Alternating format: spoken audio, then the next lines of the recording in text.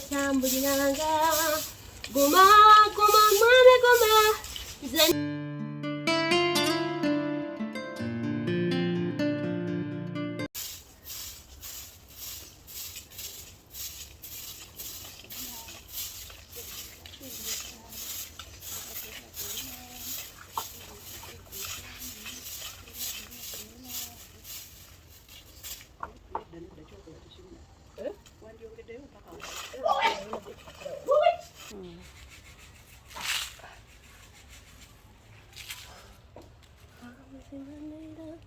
Akubera nawe kula kulobo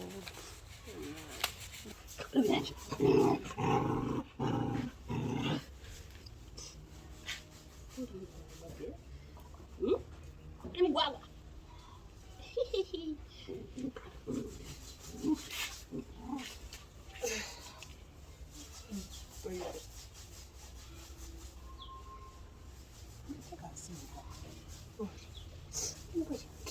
Bella wange ani anamwagala ng'obudde kunze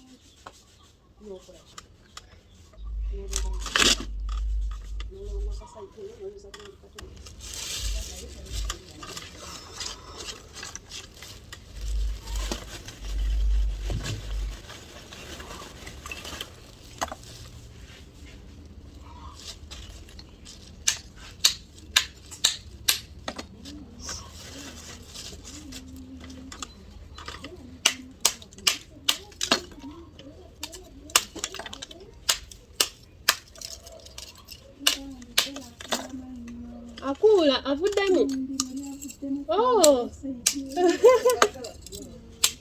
bulungi kiteke mu stomatology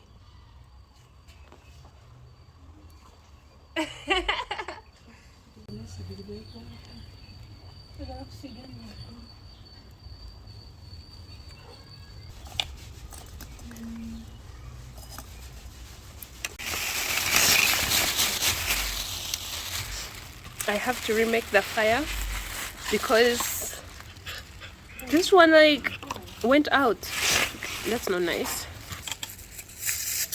Let me tell you something. One of the struggles of making the charcoal stove is that it sometimes doesn't do it the first time and you have to do it the second time, the third time as well, and the fourth time. So here we are, and now there is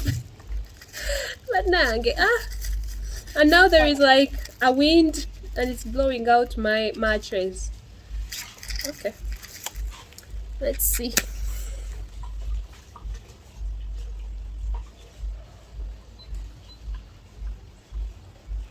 We have fire.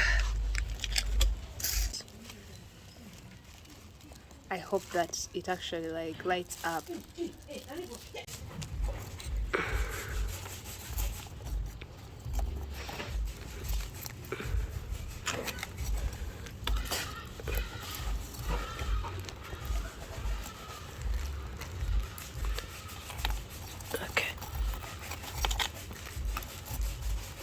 Okay, now that it's covered, it's done.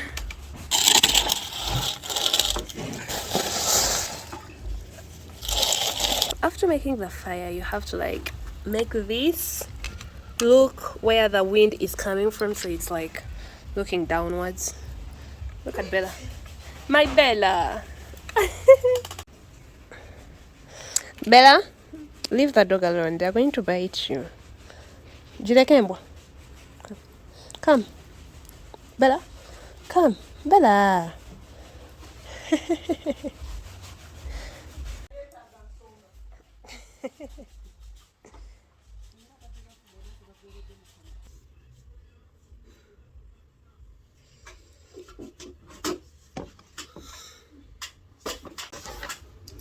Hello beautiful people, welcome back to my channel. I'm Kana, for those of you who do not know me. And I live in Uganda, the Pearl of Africa. It's very sunny today. The sun is shining. It's very beautiful actually out. Yes. And if you are new to the channel, welcome. Welcome here. It's a safe place. Stay around. Subscribe so you can stay around and come back anytime you want. Today we are going to be cooking because once again I'm in the kitchen. And you know what? When I'm in the kitchen, I love cooking my favorite foods. It's the rule. If you're in the kitchen, cook what you want to cook. Cook what you like to eat. You get me? Yes. So today we are going to make one of my favorite foods, and I'm going to show you how I make it because I actually make it very nicely and I love eating it once in a while. So stay tuned and keep on watching, and you can engage with the video as it goes on. And if you like what you're seeing, today I'm drinking medicine. And it looks like water. It has no taste at all, but it's actually medical. So it's interesting because yesterday I was drinking it, and I just, because it doesn't taste anyhow, it has no taste at all, and it looks as if like you're drinking water. So I drank it frequently without like leaving distance within it, and it messed me up. By the time I was done with 4 cups, I was like, what is happening? I learned my lesson, and this is my first cup of the day. I have to take 4 of them, and yeah, after every 6 hours. I will not take it again after 1 hour. That's not nice. Here's our food. We're going to be making matooke.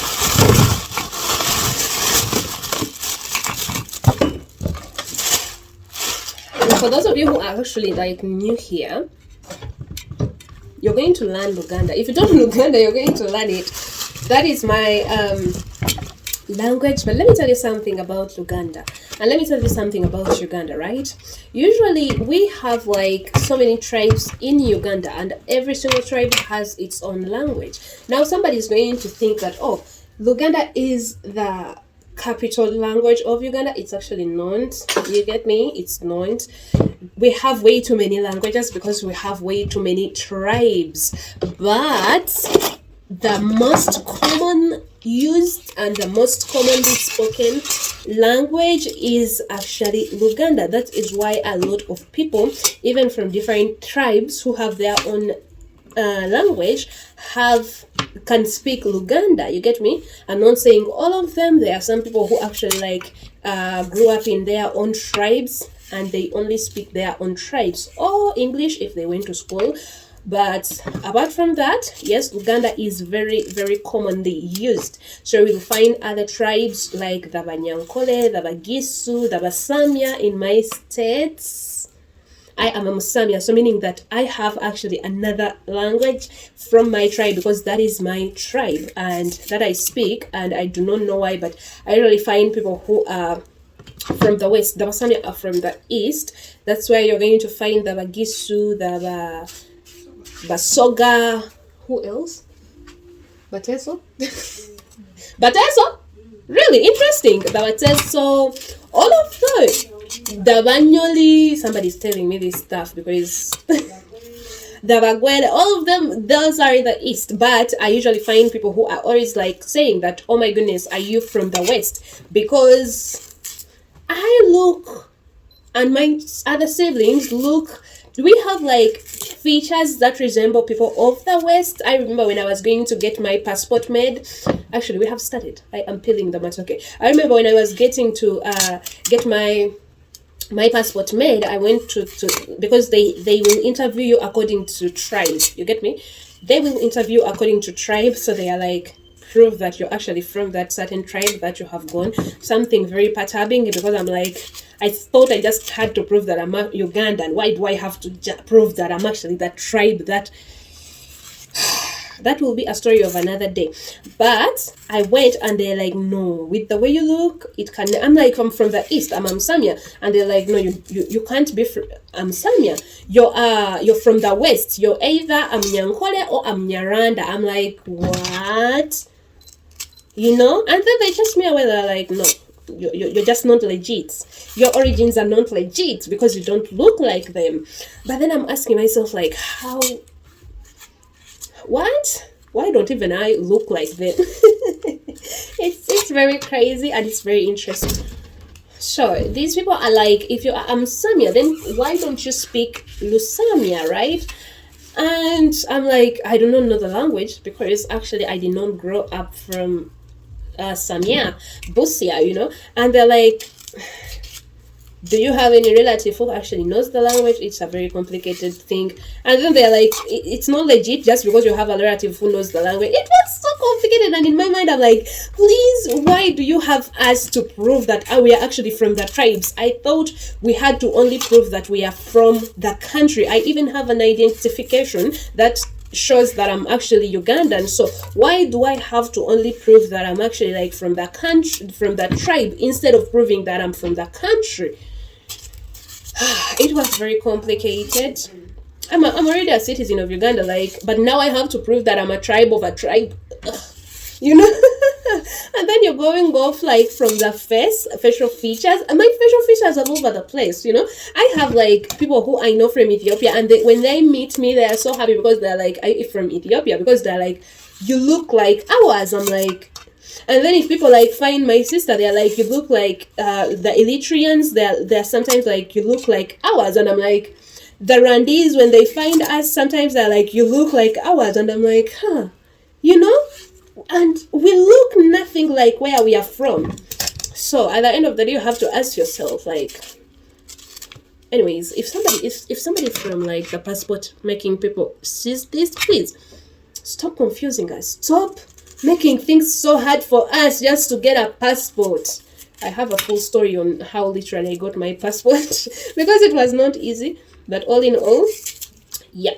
And yes, a lot of people speak Luganda, but a lot of people are actually not Baganda. Now Luganda is a language for the Baganda, and the Basamia speak Lusamia or Samia. And the Bagishu speak Lugisu. And the Banyankole speak Lunyankole. Now, with the languages, you just remove the B, E, and put in the LU. Baganda, Luganda. Bagisu, Lugisu. Does that make sense? Yes. And one thing I want to share with you is that as the tribes come in, we have like they also have their own staple foods. They have their own food that they really love. So the matooke that I'm preparing right now is really all about the Baganda. Baganda love matooke. From central Uganda, which is where you'll find the Baganda, they love matooke. They are all about matooke. They love cooking matooke. They eat matooke in every style. Now the style that I'm going to cook matooke in is called akatogo, which is akatogo means like a mixture of foods or a mixture of things. You're just not making like a food on the side and a soup on the side. No, you're making like food and soup in the same place, So that is what I'm going to be cooking, and it's going to be very nice, and I'm excited to actually like have to test this. Let me tell you one of the popular beliefs that we have, especially when we are cooking. Look at me, like the English is not English. Anyways, especially when we are cooking, is that first of all, the first food that you will like peel up, if I were to be peeling like matooke, and this is the first one. I'm giving you like an example. I would cut it into like the middle like this. It's very interesting. You cut it into the middle, and yeah, people do believe that the food will be like increase, be more filling. And you know what, I believe it as well. I believe it ever since I started doing it. Like, I really do believe it. And then there is like another belief that there is a hand that can cook food, and the food doesn't shrink into the saucepan, but it increases in the saucepan. And then there is like that same hand, another person with a hand that can that just shrinks food. Like, even if like you make a lot of food, it seems if you make a kilo of food, it will come out as a half. And then if you make and then there is that hand, if you make like a half of food, it will come out like as if like you've made a kilo. it's a very interesting thing, and if you can like get to pay attention to it, it actually makes sense. And yeah, I have seen the people, I have seen the difference between these people. And then there are people who just are so good at cooking that even if like, I don't know, like even if they seem as if they are not paying attention, the food comes out so good. And then there are those people who are like, even if like they are paying way too much attention, they put in all the spices, the food will never come out too good, like no matter what they do. So that's also an interesting thing that people like here put their minds to, and I'm like, wow. What is your relationship with food? I always like ask that question because do you know that a person can have a relationship with food? Let me tell you my relationship with food. I usually have like these tiny principles with food that I work with. I'm not going to say never, but I don't leave food on a plate if it's given to me. I really don't like it. And so if it's given to me, even if it's a lot of food, I will have to finish it, because I just feel like if I don't finish it and I just leave it on the plate, I will never come back to it, and the food will go to waste. Here in Uganda, we believe that the food mourns. You get me? So if you pour food and you're just spoiling food, and you cook way too much and you pour it out on the street when people out there are literally starving, like food mourns. And then next time, if you find yourself not having food, were you pouring food? That is the question. Were you just spoiling food? Cook what you can finish and serve yourself what you can finish. Actually, even if you don't cook, like you cook and you leave some food in, serve yourself what you can finish so that you don't leave like any food on the plate for you to throw out. And afterwards, like preserve the remaining one and eat it afterwards, when you're hungry again, so that you don't pour food. Try your best not to pour food. And it's something that I have grown up learning, and our elders would tell us, don't never pour out food like moans, food cries out, when it's poured out. And yeah, so, and the elders are the smart ones. The elders know best. I am done with peeling matooke.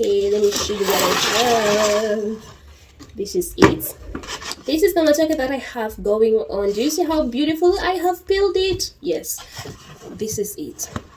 And let me tell you something, I learned how to peel, and peeling is actually not easy. So if you can peel, it means you learned how to peel. It's not something that you will just have, and if a person doesn't know how to peel, they can cut this whole entire banana bunch and you'll find nothing. So yeah, and I learned how to peel like when I was so much younger. Because in my mind, I used to think that, oh my goodness, like a mother knows how to peel. Because I used to watch my mother like always peel, and she would peel so beautifully. I would look at her and I'm like, yes, because when I grew up, I want to be a mother. That was my dream. Like when I grew up, I want to be a wife, and I'm like, so I need to learn how to peel beautifully, because I thought wives and mothers are the ones who know how to peel beautifully. So that's exactly what I did, and here we are. I learned. So after peeling, as you can see, my hands are a little bit dirty, not very dirty, but a little bit. So after that, we need to wash the matooke, because wash it, why not? Why not? You wash it and you put it in your cooking saucepan.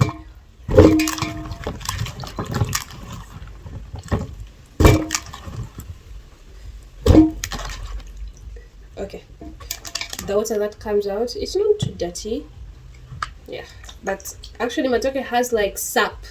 I learned the word sap, amasanda, which is called amasanda in my language. And if it stains your cloth, it actually can stay there and the cloth will be ruined. So if you're ever like to peel matooke, if you're ever to do it, don't do it in your clothes that you actually don't want to be ruined, because you just don't know how like the sap will reach you, but it will reach you. With this bunch, I did not get a lot of sap on it, because on my fingers, because like you would get like so much sap on your fingers, and you would need like Vaseline to rub it in and remove it. That is how you remove it. But on this batch I did not get much because it was dry. It was dry. But if you get like this, the fresh one just from the garden, those ones are dripping with sap. Like you will see it dripping, and if it gets on your cloth, it's done. That's it. That it's done. All right, guys. So I am done with the first order of business, which is peeling the matooke. And if you are watching so far and you have already watched the whole entire process and you love what you're seeing, you love the stories, you love the girl, you love the cooking, you love everything, then subscribe, like, share, comment, tell me what you guys eat in like your staple food. This is the Baganda staple food, matooke. I'll tell you what mine is, because as I said, I'm not a Muganda. I'm from the east. Baganda is from the center. You get me? The most beautiful amongst thousand and thousand, my beloved is the most beautiful. All right, we have here what I'm going to be putting into like my matooke, because like they say, katogo kamatooke. You get me? I don't think I ever like speak my language here. So anyways, in my language, tugenda fumba akatogo kamatooke n'ebinyeebwa ne mukene. This is mukene, which is called silverfish. Do you see it? The silverfish. This is the only time I eat silverfish in the katoga. If it's not that, if you just prepare it on the side, I'm not eating it. First of all, I'm not because I don't want it. I'm actually like not very picky about food. I eat everything, and if push comes to shove, I will actually eat the mukene. And you know what? I will eat it even if I'm not pushed to eat it, because if you give me food, I will eat the food. That is why you have given me food to eat it.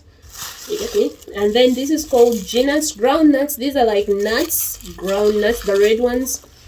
If you don't know how they look, these are the red ones, and they are pounded, meaning grounded, and they make like this beautiful fine paste. We have our tomatoes. I don't need a lot of ingredients. I am a person who doesn't use a lot of ingredients in her food.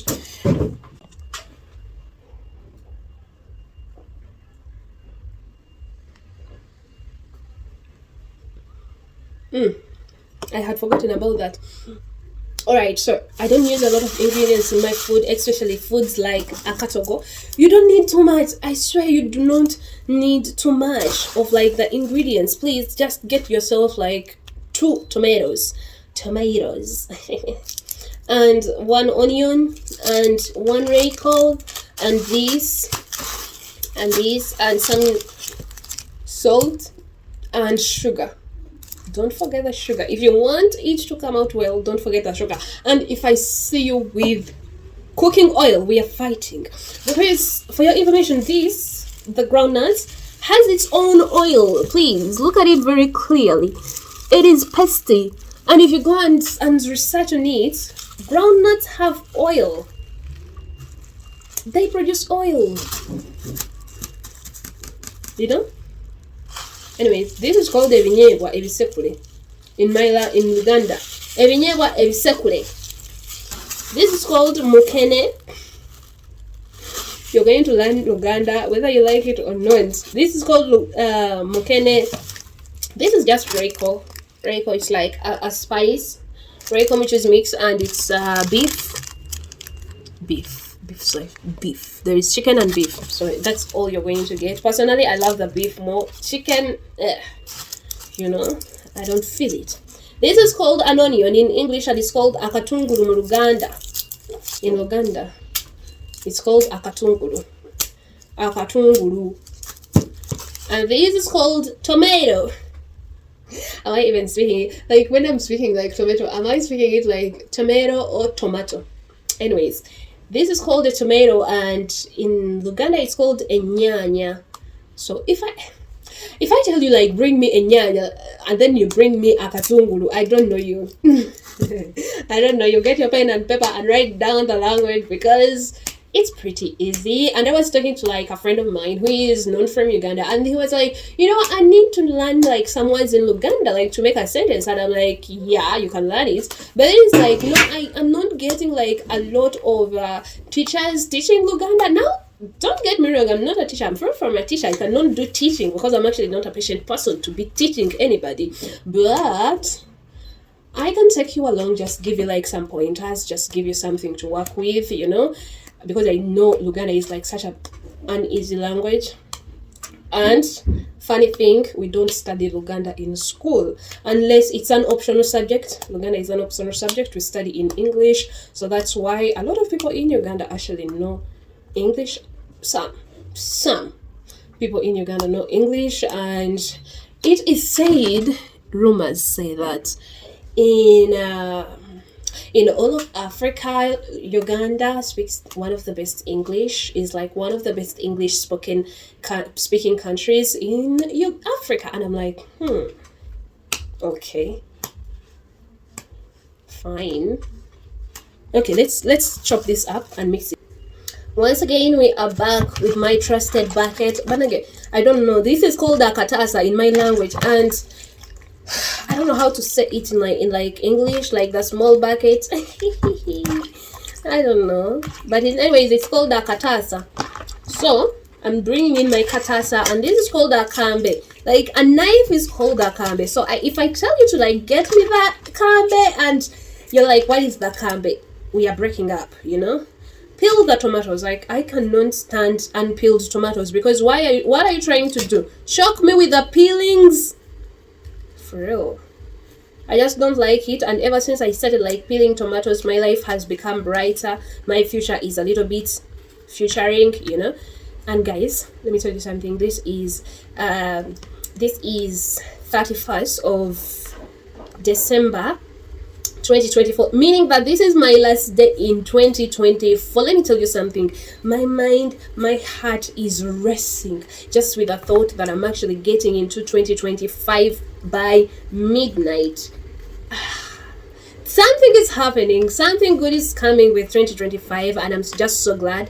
Today I woke up and I just felt, oh my goodness, the Spirit of God upon me, and I just wanted to bask in His presence, just sing songs of joy, I'm like, oh my goodness. The song that was in my mind was like, you are the victor's crown, you are the one, you are the one. Every high hill must come down, every stronghold shall be broken. You wear the victor's crown. You overcome. You overcome. Hallelujah. Okay, let's finish up with this. Get new water, new clean water. Put in the mukene, because you know what, you don't know where it was. Yes, it was from the lake, but for real, you just, it has to be cleaned up, and you can soak it up for a minute or two. Just let it be and forget about it for the meantime. I want to chop up like the ingredients, because as I said, this is one of the healthiest foods, because you don't like have to fry it up. So I'm just going to cut in like the ingredients and be done with it, and mix in like the mukene as well. And yeah, that's it.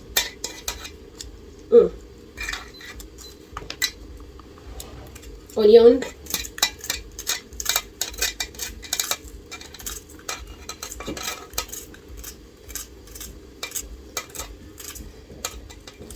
hallelujah, Jesus, you. The tomatoes are in, the first thing to be in, and I have my mukene here, so I'm going to like, you see, it's cleanish. I'm going to just have to put it in here. It's simple as that, like just distribute it in the whole entire like food. And actually that's it. You don't have to do much. Even if you don't know how to cook, this is literally the simplest thing to cook, so do it fast, and we are done. Put in water, and don't put in too much water. I don't need to see food swimming My mother calls it streaming. I don't need to see food streaming. Let me show you the amount of water I have put in my. Do you see the amount of water? Now the food, the important thing with when you're cooking a katogo, make sure the food is above the water instead of the water being above the food. The water is a little bit down here and the food, some foods are a little bit up. Now that is enough water for it. Now let's put it on the stove. That is it. Don't add in anything, and please do not add in salt. Salt will be added in right when the matooke has boiled, has like boiled. I think that is called boiled. Yeah, when it makes bubbles, you know, that kind of stuff. Look at it, it's on my first language, so please leave me alone. But I'll show you what I'm meaning. Now let me tell you something. Hear me out. You see how my stove is literally lit up? I was cooking water, but that is not the issue. The issue is that the fire is not too much. You get me? Do you see that the charcoal stove is not too full? Yes, that is what I want. Now that fire will be enough to cook my food without it burning, because the groundnuts are so easy to burn. You know, so that fire will be enough to make this food boil first, and then I'll put in the groundnuts. Because if you put on so much fire, you'll have to overlook it, right? You will have to overlook it, and like and it will burn, you know, and then you'll have to reduce the fire. So as this food cooks with that fire that is on, it will reduce. By the time I put in the groundnuts, the fire will be a little bit more reduced, so meaning that it will not burn. Think about it. You see that? Now my food is actually like almost done, and I need to add in the groundnuts. Guys, let me tell you something. Somebody out there is going to ask me like, Kana, why didn't you just put in all the ingredients once in the food and then be done with it? It's because actually if you put in salt before the matooke is done, it hardens up. It's simple as that. And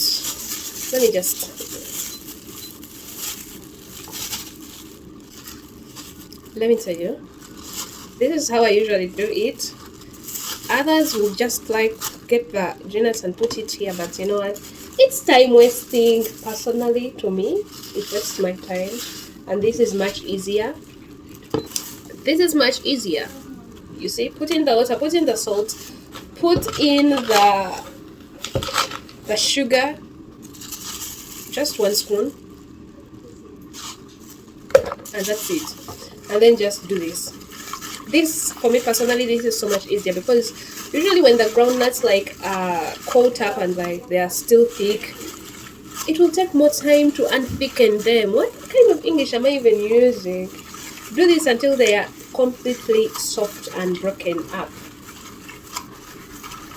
and make sure there are no holes in the bag, and don't poke holes in the bag with your nails.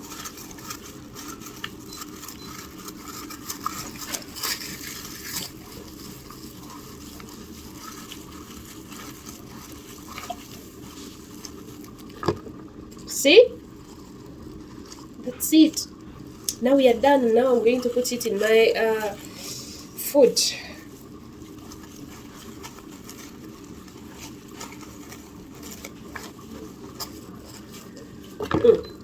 It's done. Make sure you have mixed it like pretty well. Now just go and put it in the food. Simple as that. You see, this kind of food is the food that you need to cook if you don't have time. Or in my case, if I like it, yeah, I cook this.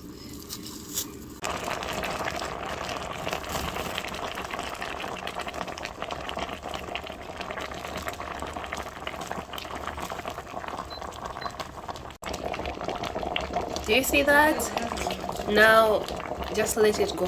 Forget about it until it thickens up. It cooks, but put your eyes, I have to put like my eyes on the food, because peanuts thicken up fast and they burn fast as well. No, the groundnuts are not yet done, but let's add in other stuff. We are adding in the Rego. And then Reiko actually thickens up stuff much more. So I have already reduced the fire because that's why it's like cooking like a little bit slower. So you're going to just let it cook and but a little bit slower because, and do not mix the matooke. If you just want to move them, you just come like on the sides and you do this. You know, you move them a little bit, you nudge them. If you don't stir, matooke. That's not nice. It will be like, it will become mashed. Guys, I have this called ghee. I think this is called ghee. Oh, it smells so good. It's going to smell so good in my food. It's going to make it so good. I cannot wait. Oh my goodness. This is exactly why I'm even like preparing the food, because I have this and I have like a bunch of them in the fridge. So let's go eat. The ghee is in. It's going to melt into the food, give it the most beautiful aroma. And oh my goodness, now forget about the food. You have already reduced the oil. No, you have already reduced the fire. You have put in the ghee, you have put in the reiko, you have put in the brown nuts. It's not burning. The food is not burning at the moment, so forget about it and go do other stuff. By the time you come back, it will be already done. And right now I'm salivating. Let me show you. Do you see that? The food is ready, and because as I told you, nuts have oil, their own oil, so they produce oil. So if you ever add oil in nuts, you're fired. For real. We are not even friends. I don't even like you.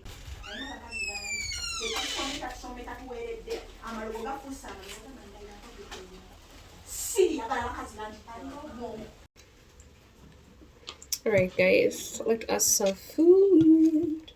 It is ready and it's done.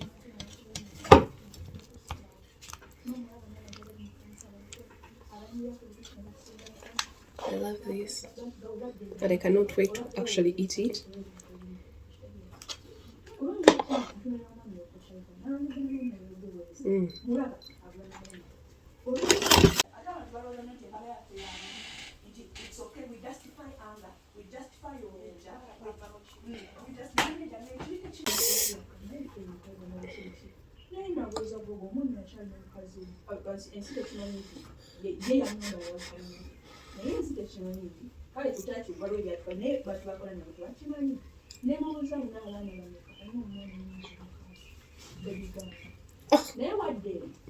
It is so hot, but it's so good. I love it.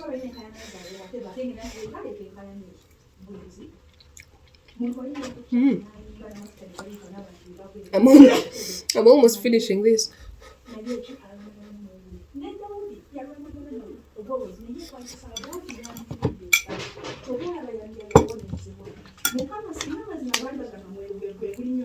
Alright, I'm done cooking. Bon appetit. Guys, this is how the katogo is and looks. And thank you for watching. If you have watched until the end of the video, I love you. Thank you for supporting. Please do not forget to like, share, subscribe, hit the notification bell to get notified every single time I will be posting. And I'm salivating and I'm hungry and I need to eat. Bye bye.